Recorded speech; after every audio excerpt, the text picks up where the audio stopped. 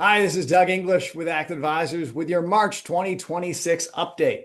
You did well in March. It was an interesting month for sure.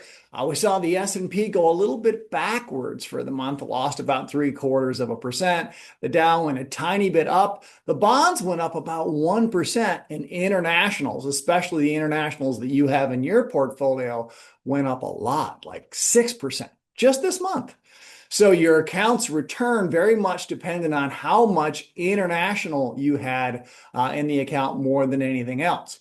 And of course, some of you have these large untaxed capital gains in your accounts that make it where we can't do everything we'd like to do. So there's a little bit more variance between the accounts this month compared to the past. One of the things that has been a consistent theme for a little while now is the ABT trade, anything but tech. Tech has been down and out, which has caused the S&P to be negative this month. And in fact, your stock rotation went to cash as a result of that.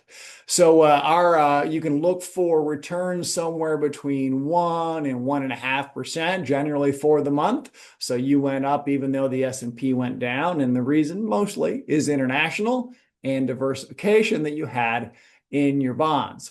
This is tax season. Tax season is a time when scammers come out and they try to take advantage of your concern with taxes by sending you text, sending you an email, or calling you and asking for your confidential information.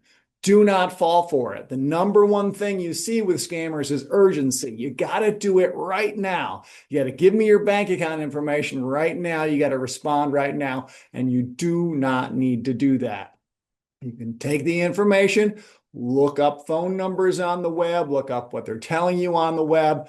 Don't interact with their emails or their texts. Look it up. When in doubt, it's probably a scam. Be careful. With that being said, thank you very much for your business in February. We're looking forward to another potentially good month in March, and I'll let you know in just a few weeks. Thanks for your business.